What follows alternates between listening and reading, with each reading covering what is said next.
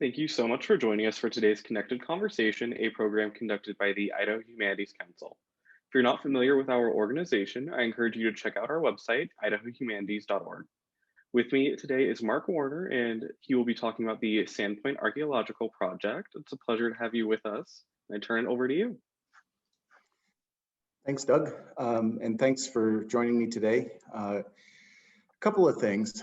First of all, the pandemic stunk in many ways, but I will say one of the things that I'm deeply appreciative is the creativity of Idaho Humanities Council to come up with things like this, so we can still keep in touch throughout the state rather than just in our silos several hundred miles apart. So thanks to Idaho Humanities Council for sort of being creative. We are forced to do that, but the creativity is much appreciated. Second thing is just a little public service announcement on this project, or what I'm going to talk about today. If you were going to do a movie rating, there might be a little bit of R-rated conversation in this later in the second part of this talk when I talk about prostitution. No bad pictures necessarily, but I just thought I'd give people a little heads up. Anyway, to get going, what I want to talk about today is a piece of what was the largest archaeology project in the state of Idaho's history. The Sandpoint Archaeology Project was, and I'm talking about it, but there's a whole bunch of other people that were involved in this, and I want to just make sure I get acknowledgements done first. I was one of 3 principal investigators on the project. The lead investigators were Jim Bard of SWCA and Bob Weaver of the Environmental History Company, and we did this project for Idaho Transportation Department. So this is very much an example of kind of an applied archaeology project that has some public outcomes for it. Anyway, so how this project happened, this is why it happened. Those of you may or may not know this. This is the Long Bridge going into Sandpoint, and it was basically a 40-year headache. Sandpoint was a traffic congestion nightmare for decades. Idaho Transportation Department had been wanting to deal with this for many years, and finally in early 2000s sort of got the green light to build a byway through Sandpoint and dramatically reshape traffic through Sandpoint.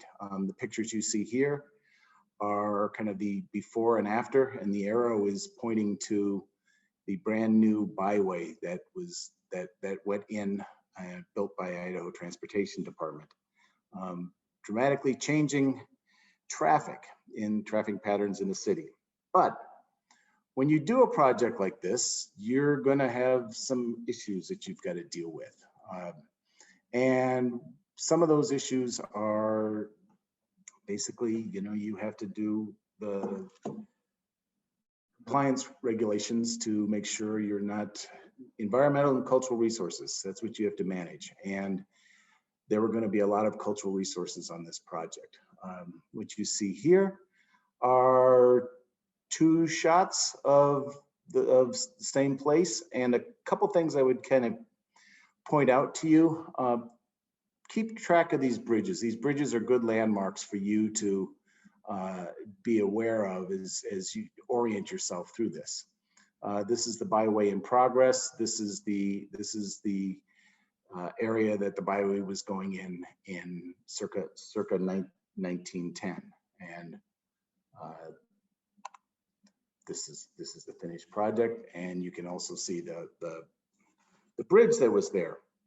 The key thing is the route that this highway was going through was the route of a whole lot of other things. In a nutshell, it was the history. It was part of the early settlement of Sandpoint. In other words, you're putting a highway through what was at the time a relatively underused, not many buildings in place in 2007, 2008. But in the 1880s, 1890s, it was the heart of Sandpoint. These are two shots of what was there in the 1880s and 1890s. You look at this side of the railroad station here, and then this is sort of a fisheye view of the commercial district. So we knew there was a whole lot of cultural resources there that had to be addressed before this project was built. The project before the highway was built. You can't just ignore 100 years of history. So they had to sort of mitigate them because you weren't going to reroute the highway around the town. That defeated the whole purpose. So it was basically a large scale excavation that was done kind of in the shoulder seasons up in Sandpoint. In other words, between the summer tourism season and the winter skiing season, which made for some interesting field work. These were the good days. This is where you think, oh, archaeology is a great thing. It's a beautiful time. And these were maybe the not so good days where they're actually in November digging in the snow in about a foot and a half of snow. And just to kind of thoroughly deflate the Indiana Jones stereotype of any archaeologist, we spent a lot of time in the mud. So briefly, what did we do? Well, there was, like I said, there was a tremendous amount of stuff there. And there were 5 or 6 areas that we focused on. Blacksmith shop, workers' housings, there was the remains of a cemetery there, the hotel commercial district, and some brothels and a Chinese residence. And what I'm going to talk about is some of the information that was coming out of the whole project. And then later in the talk, focus a little bit more on some information that came out of the brothels. So that's just to give you an overview of where we're going. Summary, this is a nutshell of kind of what a really, it's the biggest archaeology project I've ever been a part of. And it's, like I said, it's the biggest archaeology project, I believe, in the state's history. We had about 6 months of field work. Like I said, it was done off and on over 2 to 3 years. It took at least 2 years of processing and analysis just to get the artifacts cataloged and in a position to write the report. And we recovered about 600,000 artifacts. The interesting point is in this last one, only about 300 objects in the whole project were associated with Native American occupation of the region, which was actually a little bit of a surprise because these areas were ancestral homelands for many tribes, particularly the Coeur d'Alene and the Kalispel. And there was actually, we found surprisingly little materials associated with that. And as a result, it became an overwhelmingly project that focused on the more recent past and focused on the history of Sandpoint after its settlement in, say in the early 1880s. So what do we find? This is kind of this is one of the shots that we throw out there to say, yeah, this is what happens in a historic project when you find a dump and you find a whole bunch of interesting things. Historical archaeologists get a little bit spoiled in the fact that we find a lot of stuff. It also causes a problem too, because how do you deal with 600,000 artifacts? But I'm going to talk about 2 things, and the first thing I'm going to talk about is kind of focusing on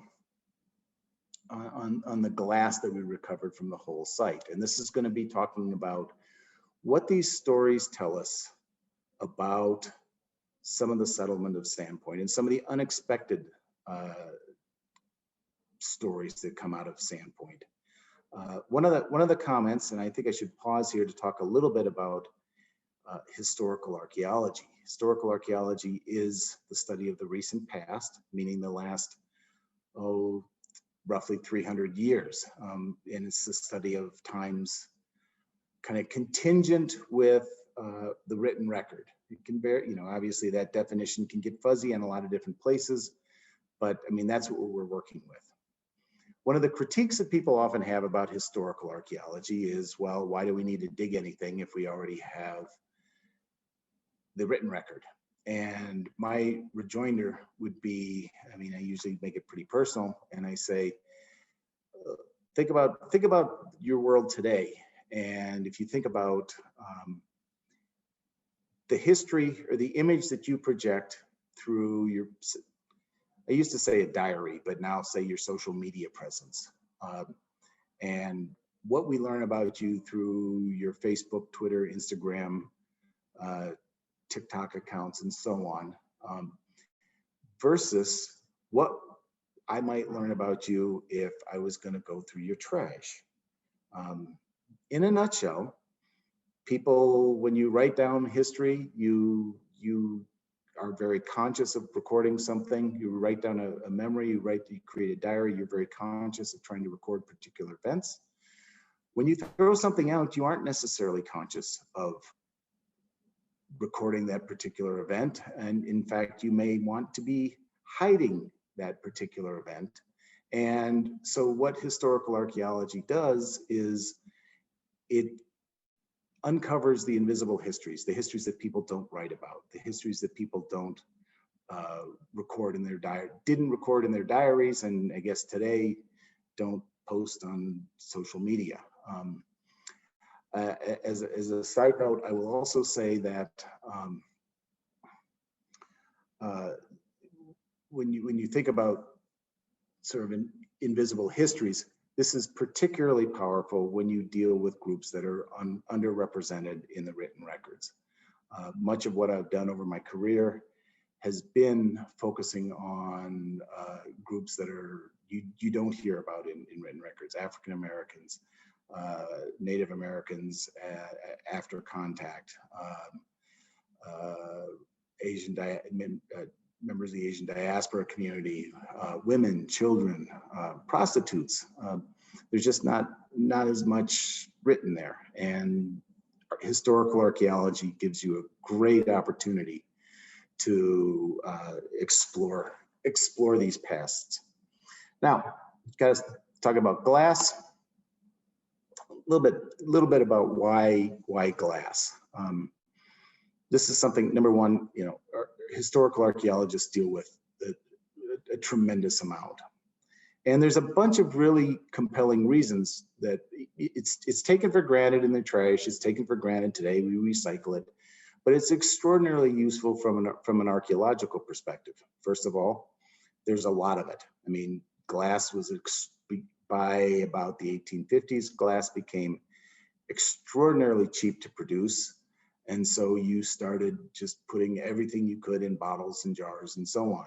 And as a result, when there's a lot of it, there's a lot of it that gets thrown out. And that means there's a lot of it for archaeologists to find, which brings me to the second point. It goes into the archaeological record really quickly.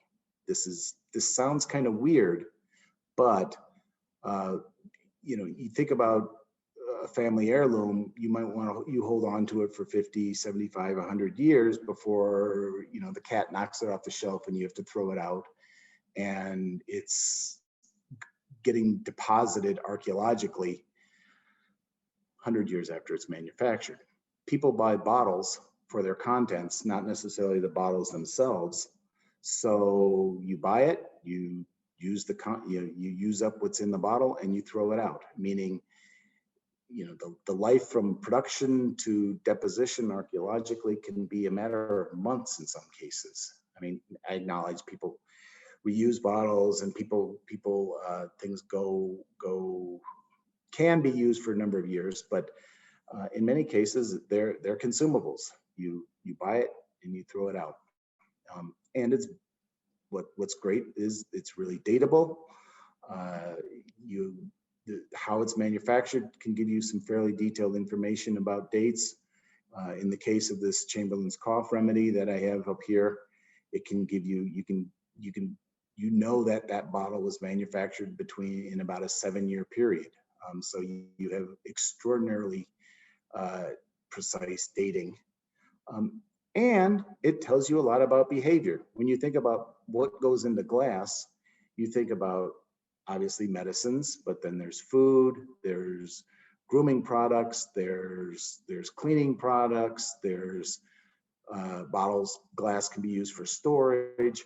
There's a whole lot of behaviors that can be inferred through what was in the glass. So, from my perspective, this is a really useful tool, and it's a segue into sort of talking about what came out of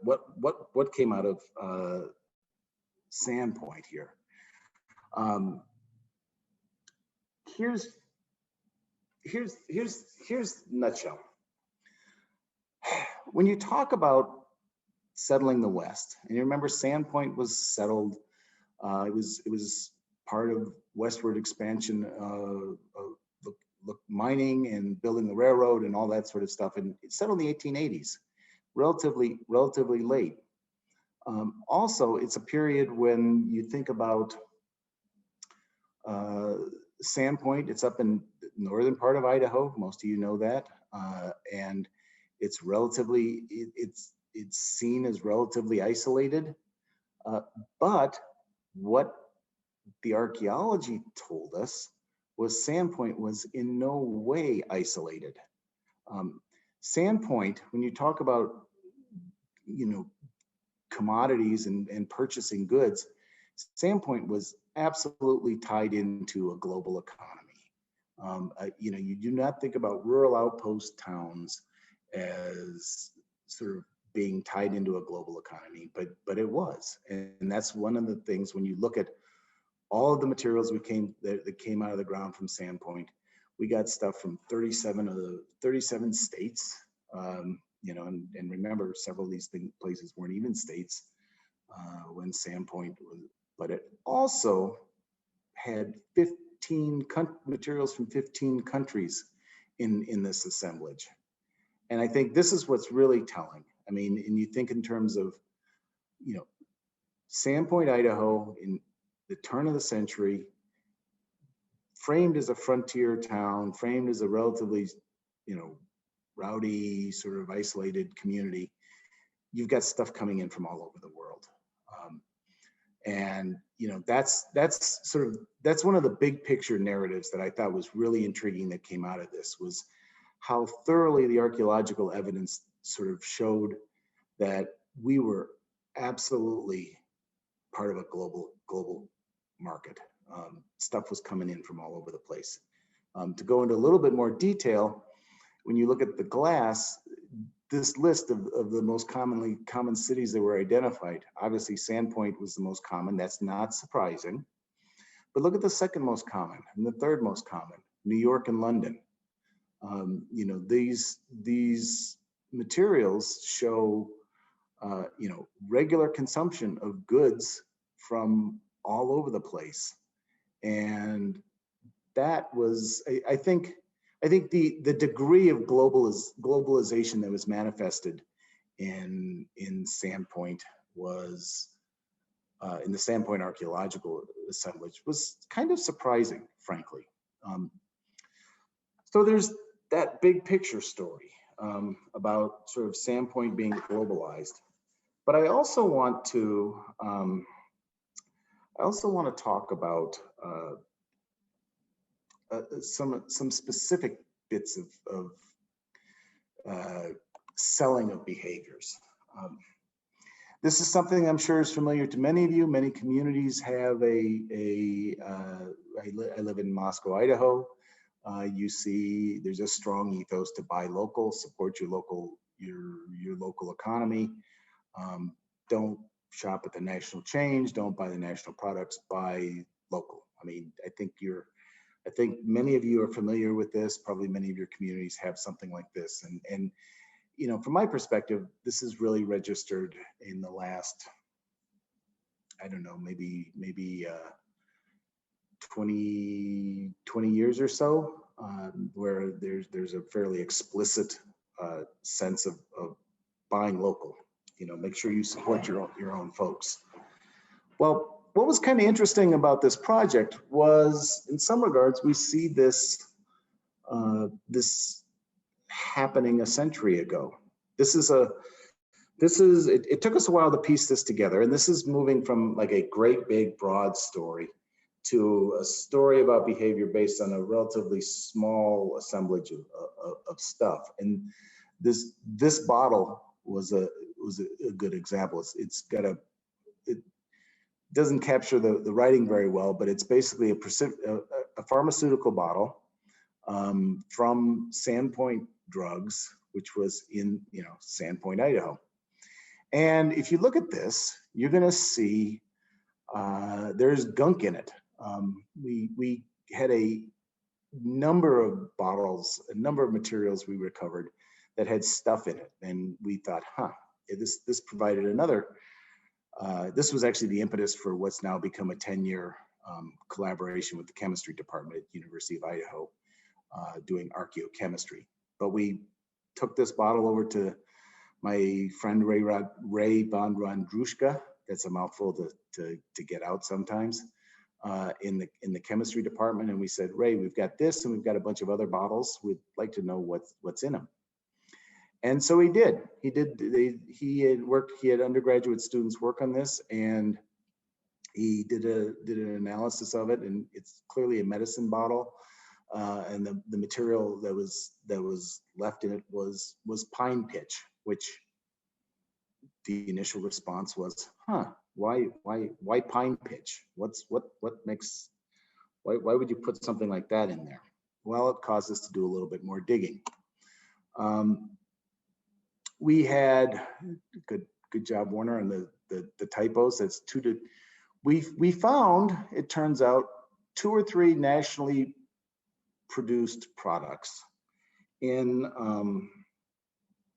the assemblage. Those are the ads. Let me give you that. 2 to 3 bottles besides the Sandpoint one of Dr. Bell's cure. And we found those archaeologically. They were also being advertised in the local newspaper. They were manufactured in Paducah, Kentucky. And we also found multiple ads for Foley's Honey and Tar by a druggist, a rival pharmacy in Sandpoint. And these things were, you know, they're national brands. They're the equivalent of, and this is, you know, today you think about national brands for Hunt's, you know, Heinz 57 ketchup or Campbell's soup or something like that. They're sold throughout the United States, and this there was nothing different than that with the patent medicines in the early 20th century. Both of these bottles, I was going to back up a bit. Both of these bottles, if you're going to, it was Dr. Bell's Pine Tar and Honey cure, and it was Foley's Honey and Tar cure. So, you know, something you even thought about, why do you have pine pitch? Why do you have pine tar in a pharmaceutical bottle?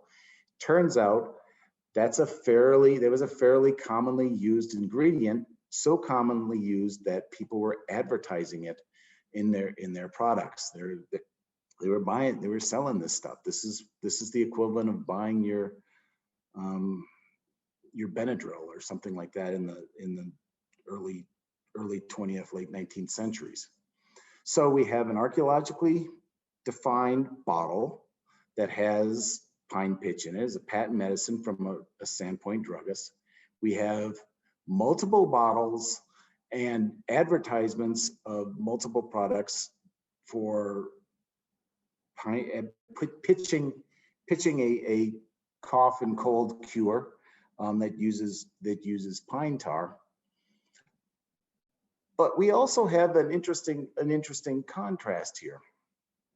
Sandpoint drugstore, where that bottle came from, was one of the places where we excavated off the back of. And we started digging some more. This is Charles Foss, and this is an ad for Foss's syrup of white pine and tar, curing your common cold. Foss went on to establish Foss's drugstore. And what I think we're seeing here is exactly a version of the buy local phenomena. Foss is creating a locally manufactured, a locally produced product, emulating, analogous, similar, pick your adjective, to the nationally marketed brands for consuming, for cold and flu cure. He's marketing this stuff locally as his own personal thing. It's going in the Sandpoint druggist bottle, and it's being sold out of his drugstore. And right there is this is that picture you saw earlier.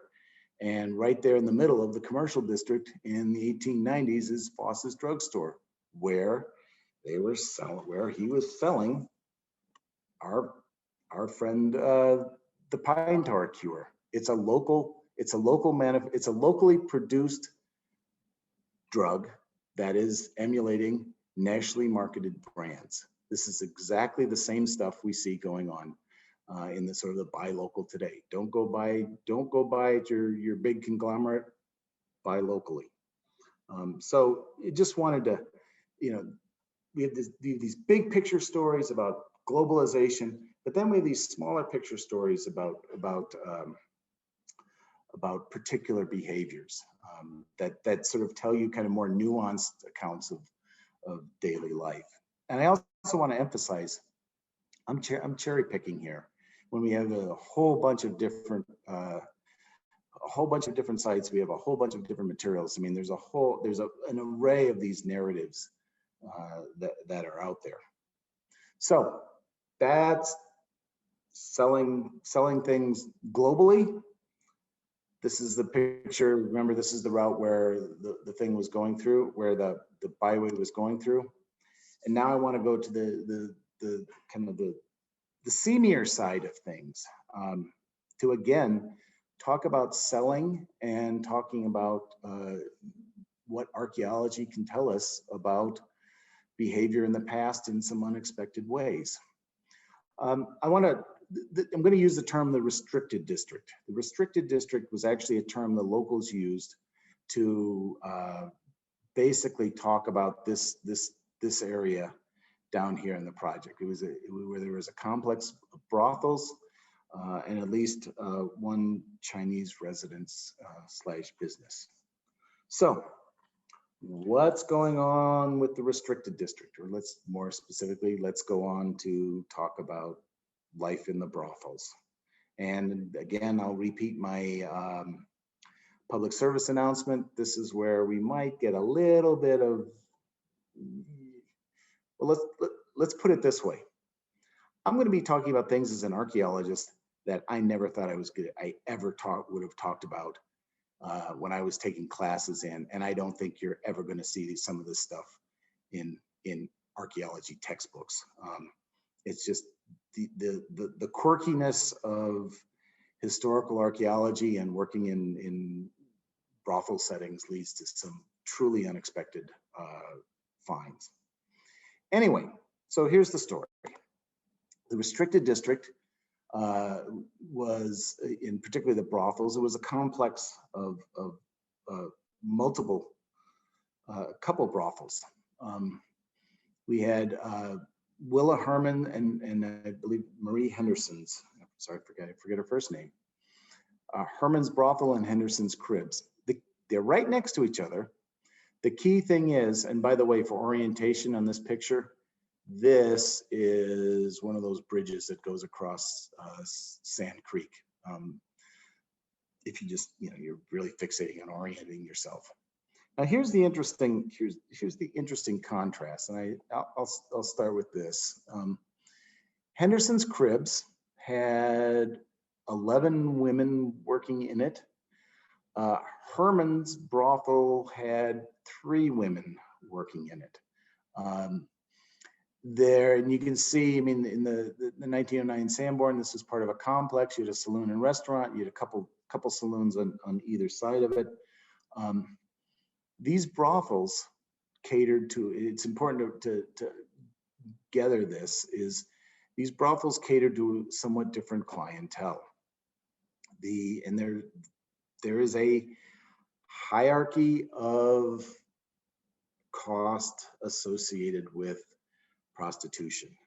Some of you may have some, awareness of this from movies or pop culture today, but the point of it is you had Henderson having 11 women working for her. These women most likely would have been working, their clientele would have been the guys who were working in the lumber mill, the guys who were the workers. Herman's brothel was a smaller establishment, had 3 people in it, and their clientele would most likely have been the managers of the lumber yard, or the middle management, the business owners in town, and so on. Put simply, there's a class difference, and the experience was going to be different as well.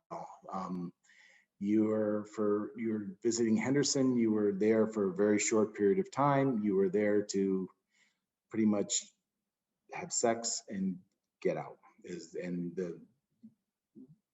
There's truly, if you read some of the historical accounts, there's truly horrific accounts of sort of what the reality of prostitution was like in some circles in the 19th century. I mean, just you had multiple clients over the course of an evening.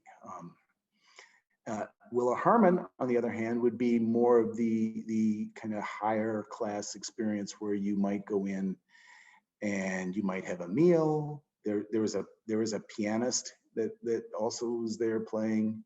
You might have some socializing, and then you would go around and get to business. Materially, this was fascinating. An extraordinary amount of jewelry, an extraordinary amount of decorative pieces that were found, more of them tending towards Willa Herman's place, but not, we found them in context of Henderson's assemblage as well. 4 wedding bands, who knows how those got lost? Go figure. 4 wedding bands it was actually kind of cool. But we also found evidence of the distinctive economic contrast between these two establishments.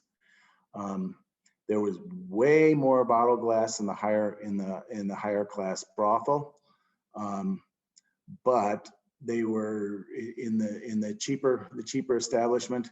There's a lot of champagne, and by percentages, it was like, get a drink and go have sex. Get it as quickly as possible. But the other pieces, decorative bric-a-brac, just the little things that would decorate a kind of a fake, a faux Victorian household, living room. That would be what you would see in the Willa Herman's account. The stuff that would look more superficially like a dining room, or like a parlor, shall we say. Sorry about that. And when we get down to specifics, not surprisingly, we did find products that were specifically there to treat venereal disease. We found some very fancy stuff associated with Herman's place. We found way more meat at Herman's brothel than in other words, this is actually a good illustration of the contrast.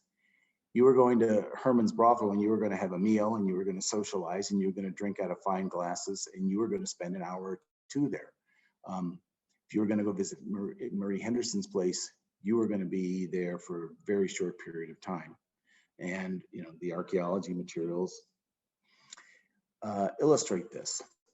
Now, this is where we get into an area that I would never have thought I would have gotten into as an archaeologist. And this is where, again, I beg forgiveness for what may be somewhat crude.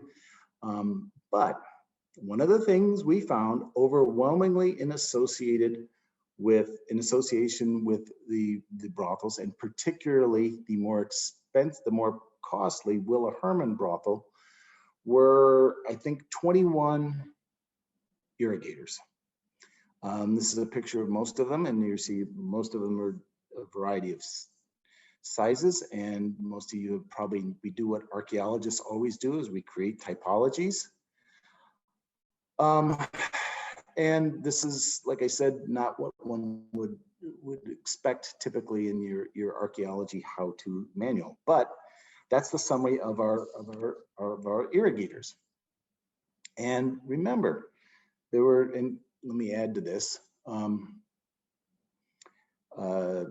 rubber fragments of what would be a douching bag, a clip, which would have been the joint for a douching nozzle, and so on. So remember, there were 3 women working in that brothel, and we have 20 some odd irrigator nozzles. Why? Well, you start looking at the history of the times, and there's some interesting things that went on. In the late 19th century, basically became illegal for any form of contraception to be sold. You could not, condoms, you could not, anything was an illegal act. The Comstock Act made any sort of contraception sales illegal. However, douching, which was a fairly commonly used form of contraception in the 19th century, though not extraordinarily effective, it was fairly commonly used. I think the limited surveys that are out there said there were probably 20% of women practice that as a form of birth control. You can't buy it as birth control, but you can buy it as a hygiene product. And so what you saw in the late 19th and early 20th century was a myriad of advertisements that included, sort of an array of nozzles to basically irrigate any part of your body for health reasons. And so what do we think happened? Well, you're a prostitute. You're in a relatively well-off setting, so you're not moving customers through as quickly as possible. You have some wherewithal to take some time between clients. You have some resources. It's a like I said, it catered to a more affluent clientele. So what I think is going on here is, if you're going to explain this plethora of irrigator nozzles, you're basically looking at kind of class differences within prostitutes.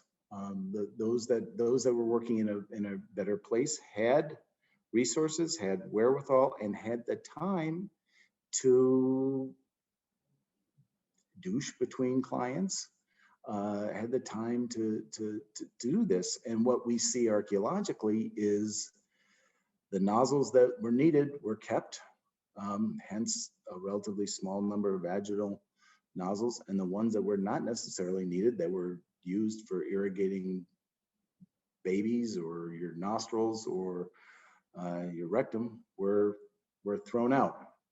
This is absolutely one of the most unexpected things that I've ever run across in my career. And like I said, it's one of those issues that I would never have thought about as an archaeologist to have talked about. But in historical circumstances, you get some very unexpected things, and this is one of them. I also want to emphasize that, these are what I've talked about is just a couple of things regarding sort of historical archaeology and the marketplace, selling sex and how the differentiation was there, Sandpoint in the global community. There's a whole lot of other things that came out of this, and I want to make sure that if any of this is piqued your curiosity, that you have opportunities to sort of pursue this. And so just to make sure, I think we have 20 minutes for questions. You're more than welcome to email me after this talk as well. And I also want to sort of highlight some other resources that came out of this project. This is by no means an exclusive list, but it gives you some other places to go look. There's an exhibit based on the archaeology. It doesn't talk about the prostitution in the Bonner County Historical Museum. Nancy Rank wrote as part of this project, a book called A Glorious Field for Sawmills, which is a history of the Humbird Mill in Sandpoint. And the multi-volume report is available for everyone's perusal. I would say, just as an FYI, the first volume is made for a general audience where you can, it's made to be fairly readable. It's not made we tried not to sort of talk archaeology too much, archaeology ease and all those technical details. So if you want to go pursue some of this further, here's some more resources. And that's it for me. Looks like I went 2 minutes over my allotted 40 minutes, Doug. So, forgive me for that. And I guess the floor is open for questions now. Is that right? It is, yes. Thank you so much for all that info. So the first question, circling back to the glass, the first part of the presentation, how is recycling playing into that, for the future, for, let's just say 100 years from now, looking back, will recycling impact the records of, objects that people find? Undoubtedly, yes. But I will say there is there's always some sort of idiosyncratic behavior, some sort of behavior that modifies what gets thrown out and what doesn't get thrown out. So, I mean, then that just kind of goes with the territory in any archaeological project. So yeah, there'll be some skewing, but that'll probably be made up for by the volume of plastic that's been thrown out in the last 50 years. Yeah, kind of balancing itself out in a way. Yeah, and ironically enough, I don't know if people know this, but glass has been one of the forefront folks of recycling. We've always talked about recycling glass. Glass is so cheap to produce, it's really not worth it to recycle these days. I think, many communities now are, you dutifully take your glass to the recycling center. All they're doing is grinding it up and reusing it in roads or something like that. There's no value in remelting it or anything like that. Or it's at this point, there's no value as opposed to your aluminum cans or whatever. And I was wondering if you can share any reflections about, teaching or mentoring students in archaeology, specifically, some perspectives or realizations that they may come to learn or discover during that process of mentorship. Oh man, that's a great question. My story is I didn't grow up thinking I was going to be an archaeologist. I just sort of fumbled into it. And one of the things that I've taken great joy in doing this over my career, and I love doing that. And one of the things that I say is also what's nice about historical archaeology is it's extraordinarily tangible to folks. I mean, the materials are generally identifiable.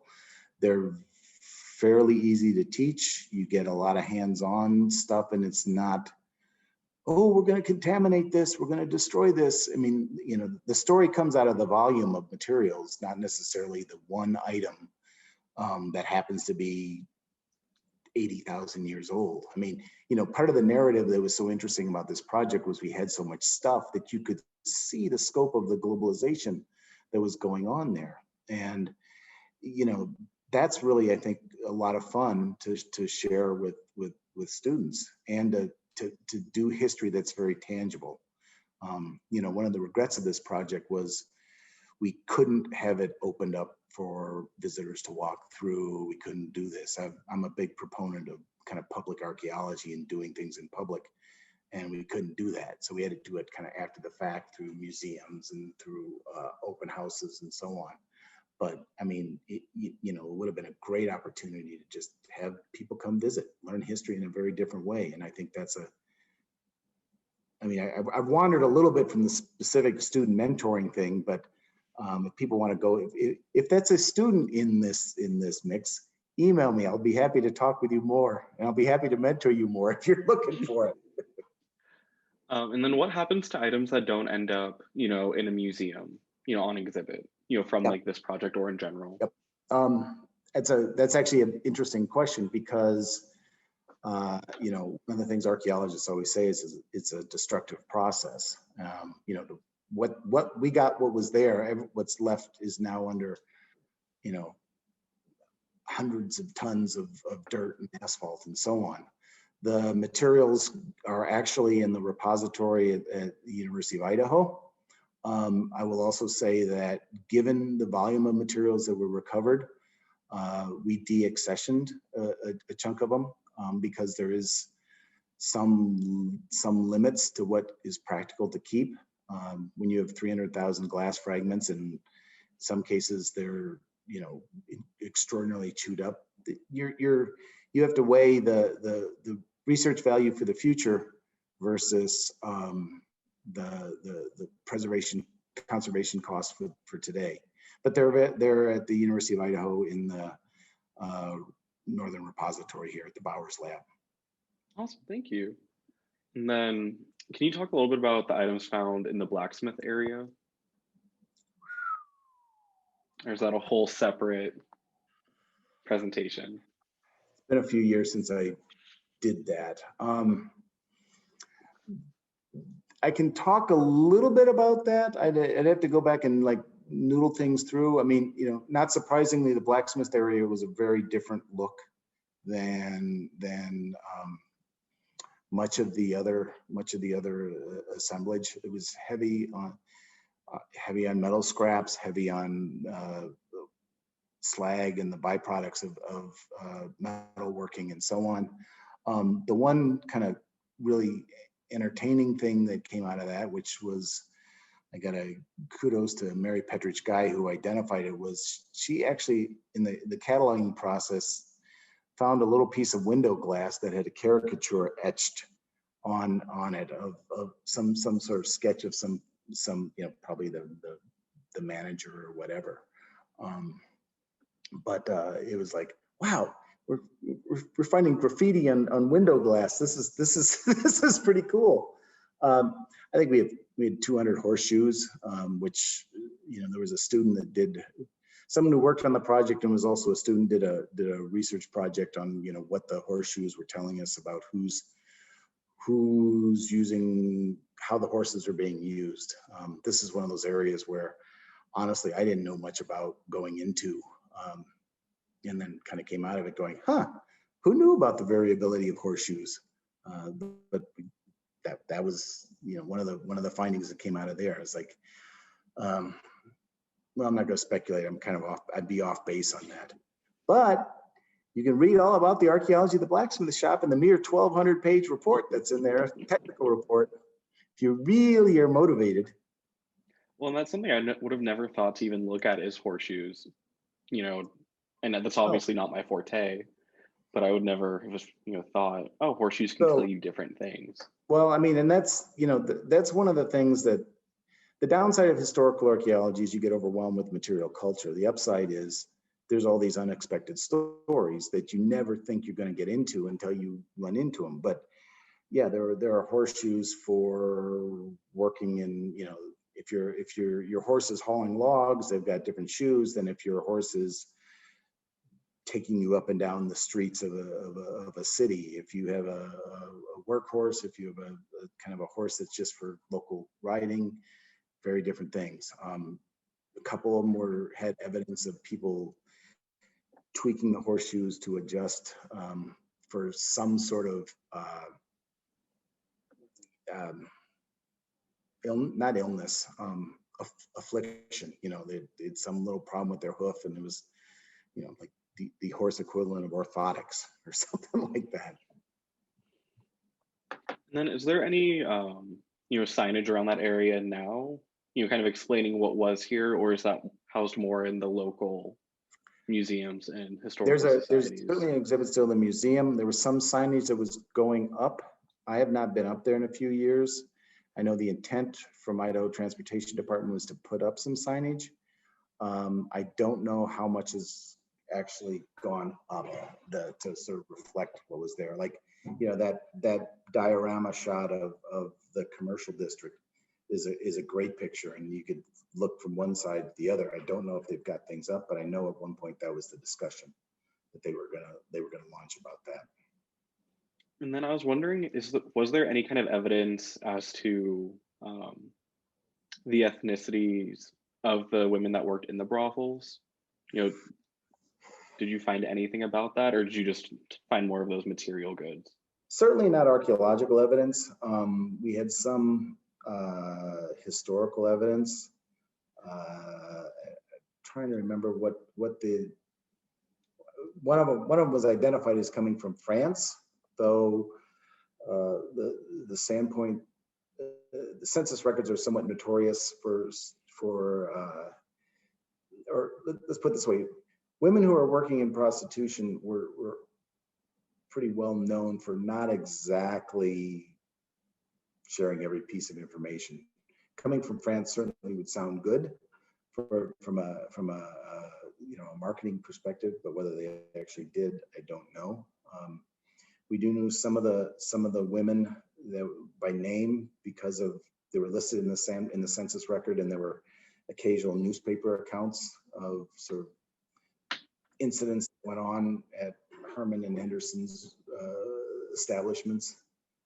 One of, you know, we found one of the things I didn't talk about. We have a little signet ring, a TW on there, and there was actually a Trixie Walker working at one of the brothels, and you know, we like to. It's one of those speculations. Was that actually Trixie's ring or not? It's a reach, but it's kind of fun to speculate. Mm-hmm. And then also, can you talk about the Chinese residents? You know, was that just kind of like conveniently there, or was there like more at play? That's a whole nother talk. Big assemblage of materials associated with the Chinese residents. It was referred to in some of the Sanborn maps as a Chinese laundry, I believe. Yeah, I mean, the history of the Chinese in Sandpoint are really interesting in the sense that, you know, you had 1,000 Chinese workers come through to help build the railroad.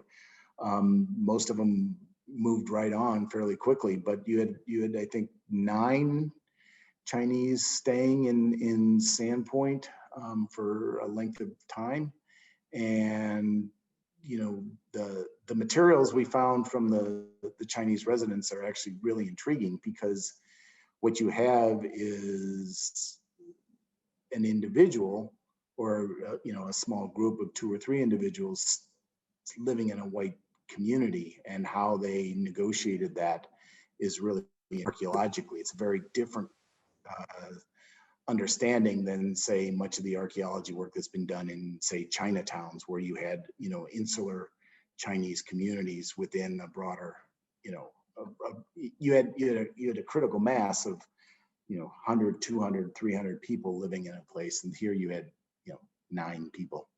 I was wondering if you can talk about the reaction that people in Sandpoint had to this project, not from the actual interstate or highway, byway component, but the excavation, and kind of uncovering that history. A little bit. I mean, and this is where I think it was hard because, and this let's to be clear, this is pretty typical of most construction-driven archaeology projects in the sense of you put fences up, you keep people out, you don't make a whole lot of noise about what's going on, and that was the case that that we had, and it was doubly hard that it was really dragged out. I mean, it wasn't dragged out, but we had to work in shorter shifts. So the field work took 2 years, and there was 2 or 3 years to analyze and write up the report. So it was like 5 or 6 years before, they local folks knew something was going on, but there wasn't a whole lot of communication about it. There were a couple open house days that my colleagues, Jim Bard and Bob Weaver, ran. That was, it attracted a certain audience, but, several years after the fact. I mean, when we had an opening at the Bonner County Museum, it was extraordinarily well attended. My sense, I haven't talked to folks up there in the last year or two, but, it's a regular draw. People are appreciative of Nancy Rank's stuff. We also had built some teaching trunks for a couple schools there. So in other words, there was some stuff there. Do I have a systematic sense of how it's been perceived? Not exactly. Do I think in a different world we could have done a more proactive? You could have done something more proactive, yeah. But that was just the rules of engagement at the time. And then, besides the fact that this was, the largest project in Idaho's history, can you compare this project to other historic community excavations in Idaho? Like, are there any that have happened that are similar in a way?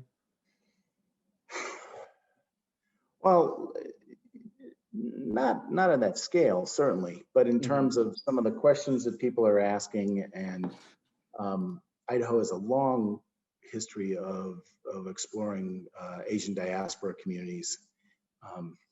Boise National Forest has been deeply engaged in exploring Idaho Chinese mining histories for many years. Pierce, there are a variety of locales where projects have gone on. I've tried to do several kind of publicly oriented projects down in Boise in recent years. University of Idaho has had a track record of doing historical archaeology, so that's kind of why we ended up getting involved in this project. But something of this scale, no. And frankly, from a university's perspective, you don't have the resources to do something like this. This was, the building a highway through a 4-lane highway through an area that was a historic district just doesn't happen very often. And, that was a unique combination of circumstances. The scale, I guess I'm saying the topics have been asked in other ways throughout the state, but the scale of it certainly has not happened. And then do you think something like this could have happened if that byway was never built? Or do you think that byway was really the catalyst for this entire thing to happen in general? That's a really interesting question. There is no way there has been that amount of archaeology done at that location without the byway being built, and the fact that 3/4 mile long district was gonna be effectively destroyed. That wouldn't have happened. That being said, it also was not going to be disturbed all that much until the byway came through. So there may not have been that need to have done that. So it's an interesting kind of issue in the sense that we learned a lot, we got a lot out of it, we saw an extraordinary amount of data, but it was the product of an extraordinary set of circumstances as well. That, yeah, left to my own devices, would I willingly say I'm going to go dig up 600,000 artifacts? Absolutely not. That's way too much. Yeah. Well, and thank you for all of the insight, all the information in that wonderful presentation. Unfortunately, we are out of time today, but Well, thank you everyone for attending. And like I said, thanks thank you, for Mark, having for me. Yeah. And I would absolutely say, if people want to get in touch with me, to feel free to just shoot me emails after this. You got my email. It's mwarner@uidaho.edu, and I'll be happy to answer anything that I didn't get to. I see that there were like 2 or 3 Q&As. I don't know if you're trying to knock them off. Feel free to shoot me emails. Awesome. Have a great day, everyone. Thank you very much for having me, and kudos to Idaho Humanities Council. This was great. Much appreciated. Take care, Doug.